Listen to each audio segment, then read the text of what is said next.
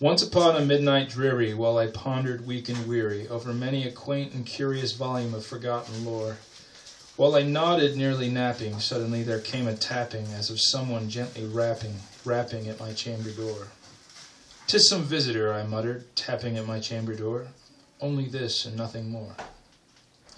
Distinctly I remember it was in the bleak December, and each separate dying ember wrought its ghost upon the floor. Eagerly I wished the morrow, vainly I had sought to borrow from my book surcease of sorrow for the lost Lenore. For the rare and radiant maiden whom the angels named Lenore, nameless here for evermore.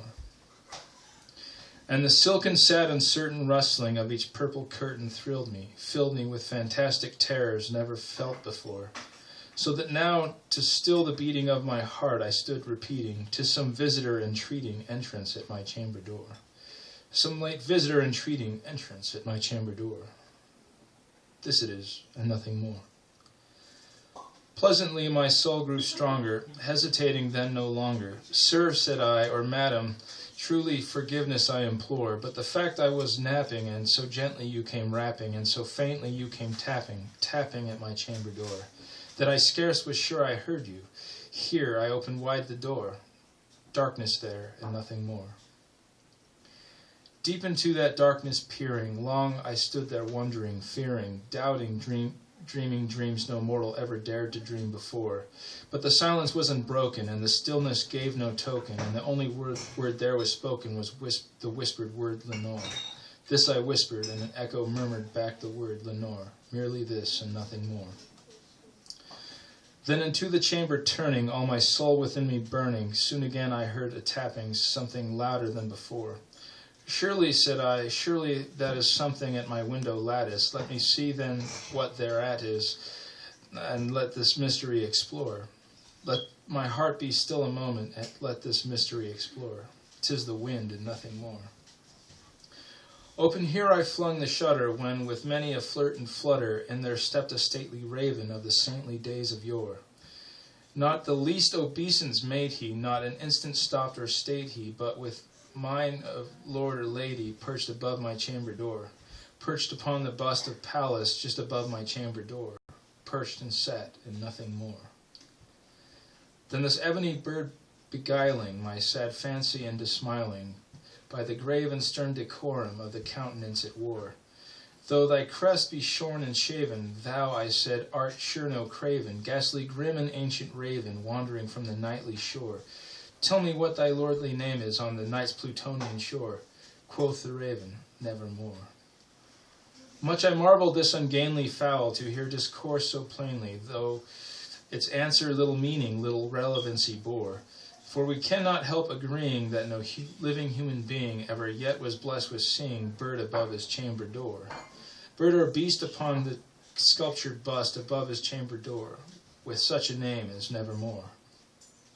But the raven, sitting lonely on that placid bust, spoke only that one word, as if his soul in that one word he did outpour. Nothing further than he uttered, not a feather than he fluttered, till I scarcely more than muttered, "Other friends have flown before. On the morrow he will leave me, as my hopes have flown before." Then the bird said, "Nevermore." Startled at the stillness broken by reply so aptly spoken, "Doubtless," said I, "what it utters is only stock and store, caught from some unhappy master, whom unmerciful disaster followed fast and followed faster, till his songs one burden bore, till the dirges of his hope the melancholy burden bore of nevermore." But the raven still beguiling all my sad soul into smiling, straight I wheeled a cushioned seat in front of bird and bust and door. Then upon the velvet sinking, I betook myself to linking fancy unto fancy, thinking what this ominous bird of yore, what this grim, ungainly, ghastly, gaunt and ominous bird of yore meant in croaking "Nevermore." This I sat engaging in guessing, but no syllable expressing to the fowl whose fiery eyes now burned into my bosom's core. This and more I sat divining, with my head at ease reclining on the cushioned velvet lining that the lamp light gloated o'er, but whose velvet violet lining with the lamplight gloating o'er she shall press, nevermore. Then methought the air grew denser, perfumed by an unseen censer, swung by a seraphim whose footfalls tinkled on the tufted floor. Wretch, I cried, thy God hath lent thee, by these angels he hath sent thee, respite and nepenthe from thy memories of Lenore. Quaff, O quaff, this kind nepenthe, and forget this lost Lenore. Quoth the raven, nevermore. Prophet, said I, thing of evil, prophet still of bird or devil, whether tempter sent or whether tempest tossed thee here ashore, desolate yet all undaunted, on this desert island enchanted, on this home by horror haunted, tell me truly, I implore, is there balm in Gilead? Tell me, I implore. Quoth the raven, nevermore. Prophet, said I, thing of evil, prophet still if bird or devil, by that heaven that bends above us, by that God we both adore. Tell me this soul with sorrow laden, if within the distant Aidenn it shall clasp a sainted maiden, whom the angels name Lenore. Clasp a rare and radiant maiden, whom the angels name Lenore. Quoth the raven, nevermore. Be that word our sign of parting, bird or fiend, I shriek upstarting.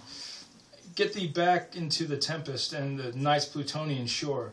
Leave no black plume as a token of that lie thy soul hath spoken. Leave my loneliness unbroken. Quit the bust upon my door. Take thy beak out from my heart, and take thy form off of my door. Quoth the raven, nevermore. And the raven never flitting, still is sitting on that pallid bust of Pallas just above my chamber door. And his eyes have all hey on the pallid bust of Pallas just above my chamber door. And his eyes have all the seeming of a demon that is dreaming, and the lamplight over him streaming throws a shadow on the floor. And my soul from out that shadow that lies floating on the floor shall be lifted nevermore. Woo! Harumph! Harumph!